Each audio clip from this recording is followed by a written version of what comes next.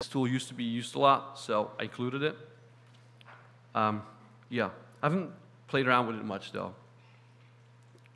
Right. Oh, this one's really cool. This one got me. I missed a couple nights of sleep with this tool.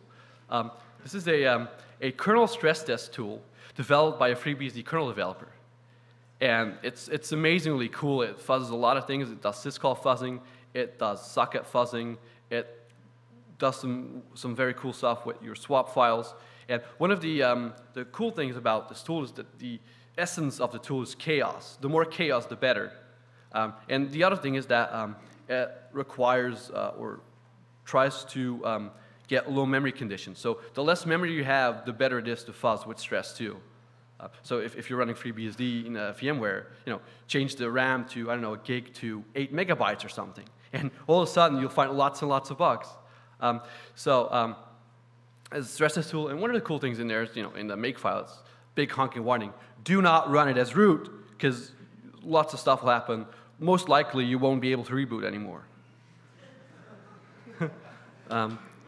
But if you go to his website, you get a large list, because this one looks pretty small, but he kept updating it. So, because this one was done in, this list from August, and I think the last update was from a week ago. So all the things he finds with his fuzzer, they get up there. And if you go to that website there, and you click on console log, you get an entire stack dump and some more. You get the registers and things like that. So you get to see all the things that are wrong, and that's pretty cool about it. And every once in a while, some of the stuff he finds, because every once in a while he adds some stuff to his fuzzer, because he tries to fuzz specific areas of the kernel, and so every once in a while he adds stuff. And I don't know. No, I didn't. One of the things he didn't add in there, or at least I thought he didn't, was a fuzzer which fuzzes ELF files. If you load an ELF file, your kernel has to parse it, and there's a lot of data in there to parse. A lot of ways that things can really go wrong.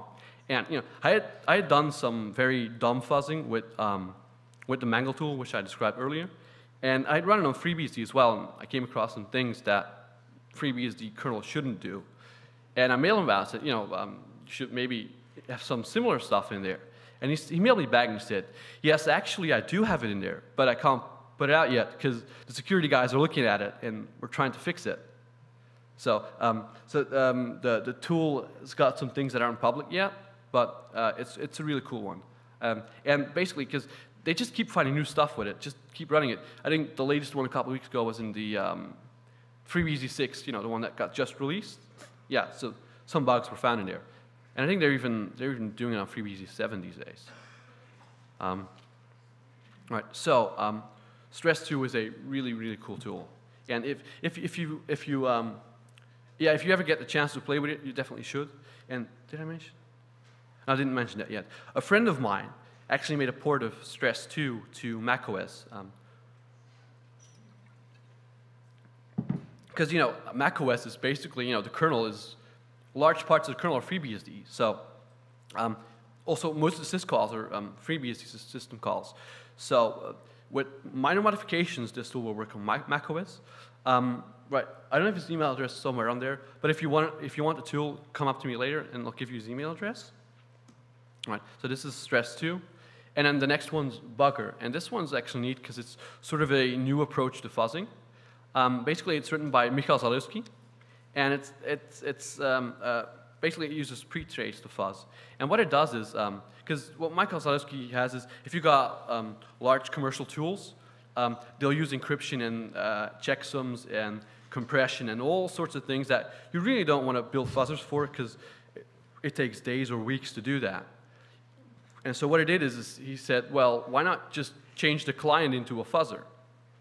So he has I think about 500 lines of C code or something, code which attaches to your normal client and then just makes subtle changes to the data you're going to send to your server before it gets encrypted, before it gets compressed, and before any checksumming is done. So this makes it a lot easier. And it's a proof of concept because it's really not that big, but I think it has an enormous amount of potential. I think this is one of the things that people should really look at in the future. For fuzzing, because I mean it's pretty neat. Right, that's Bugger.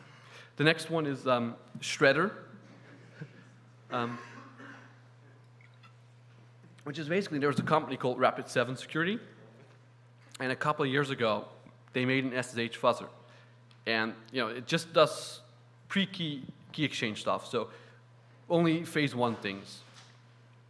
And basically, they found a whole range of things in a whole range of products.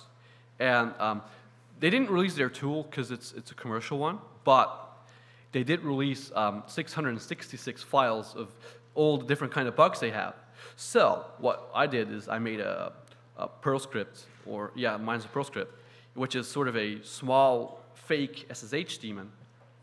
And it just takes one of these files and runs the mangle tool over it. So it takes a somewhat semi-valid SSH file which has already been used to fuzz stuff, and it just subtly just changes bytes in there.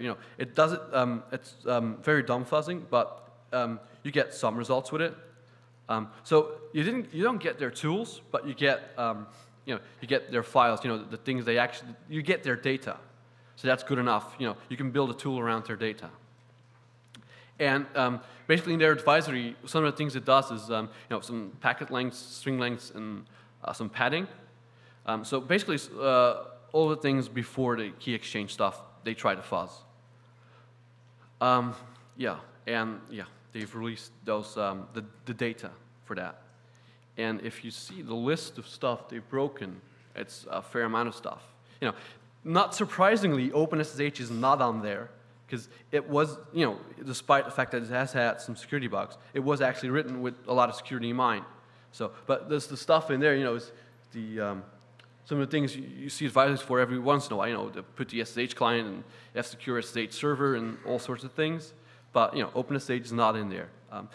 I'm guessing if you would make a very detailed SSH fuzzer which covers almost the entire code paths, and you put a lot of tests in there and things like that, you might be able to trigger something in OpenSSH, but that would be a huge time investment.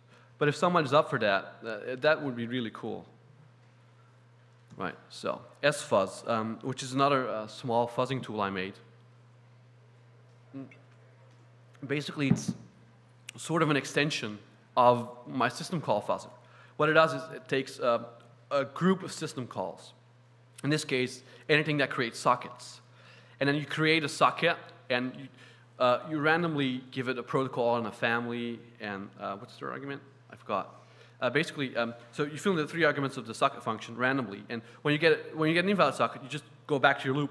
When you get a valid socket, you just do random socket operations on that socket.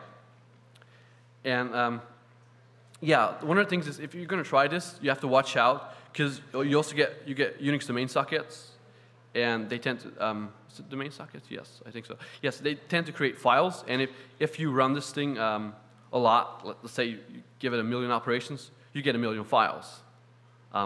So that's kind of annoying. And these are because it's files with random names, so it's kind of annoying to delete all of them. Yeah, I've been there. Accidentally deleted some other stuff that I didn't need. And one of the things I did is it fuzzed 2 bugs in the Linux kernel, which I will demonstrate.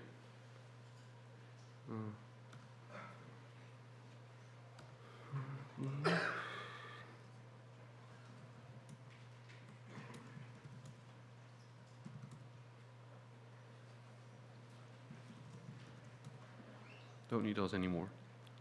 Right, yes, so this is it, sfuzz. And one of the reasons, actually the only reason why I'm running sfuzz in GDB is because I have a bug in there somewhere. I haven't figured out where yet, but if I don't run it in a debugger, it goes dog slow. If I run it in a debugger, it goes normally. I don't know why, but for some reason it does that. I mean, if you want, I can demonstrate it. Like, this is, right, so, this is, it's still looking for the first socket. This is the first one. So this is dog slow, but if I do it in a debugger, bam, well, okay, it's already fuzzed the bug in the kernel. But let me show you again. Right, so it goes a lot faster, right? So it's got a bug in the kernel, and if you check the oops message, you have a null pointer reference in the Bluetooth stack. Yeah, it doesn't say Bluetooth stack here, but if you check it, yeah, okay, give me a sec.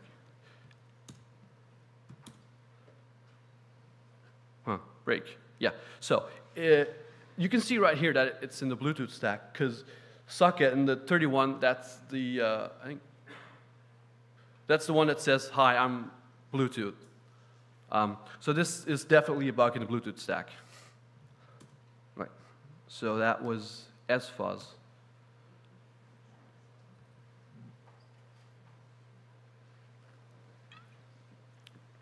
All right. So this is I think the one you guys just saw. Oops. And this is pretty annoying. I keep hitting it with my foot. Right. So this is the bug in the Bluetooth stack. Right. And another thing I made is called DHCP fuzz, which sends out very bogus DHCP messages.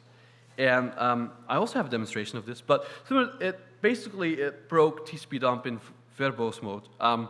Basically, it's sort of a denial of service. Sometimes certain type of packages, TCP dump takes 2 or 3 minutes to parse a single packet, which gives you a huge things of packets it can't parse right now. Then if you send out a lot of those packets, TCP dump will pretty much do nothing. The other tool is DHCP dump, which is apparently used a lot by some administrators. It's got null pointer references, stack smashes, endless loops, lots of stuff in there, and I'll demonstrate that. Don't need this one anymore. Don't need this one either. Only 3 of them left, so that's good. Right, so already have this running.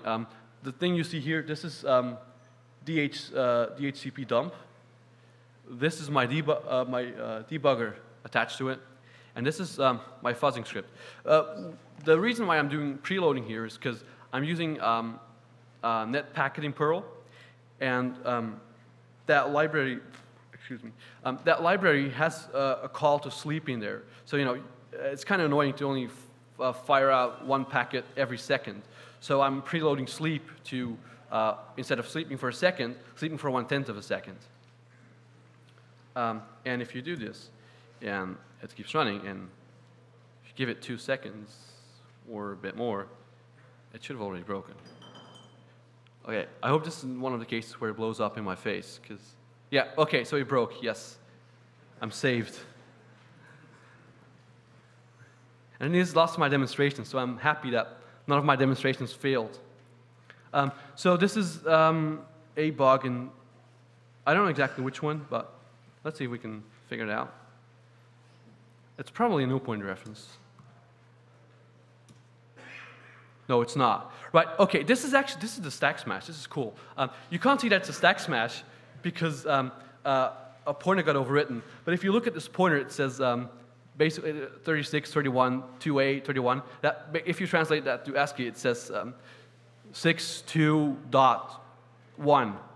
So that's data that, ASCII data that you generated, which in this case went over a pointer. And the instruction pointer also got smashed, but you don't reach that yet because this pointer gets fed to string length, but you can make it point to something that isn't that is valid data, and then basically you get an instruction pointer override.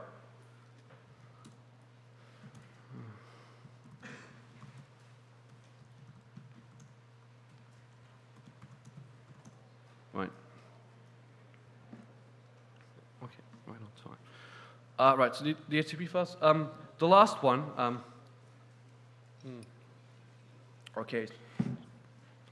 Right. I wanted to do a demonstration for this, but apparently I forgot to prepare that. So if you want to see a demonstration of Scapy later, just grab me and I'll show you some really, really, really neat stuff that you can do with Scapy. Because I was kind of like, when I first saw a talk of Philippe Biondi, who's the guy who made Scapy, I was blown away. My world was turned upside down because of the things that you can do with Scapy. Because Scapy on itself deserves a talk of 2-3 hours on itself, but I'm going to try and convince you guys that Scapy is cool. You can create almost any kind of packet, network packet with Scapy in a single line of code. So that's why Scapy is so amazingly cool. And since a month or two ago, Scappy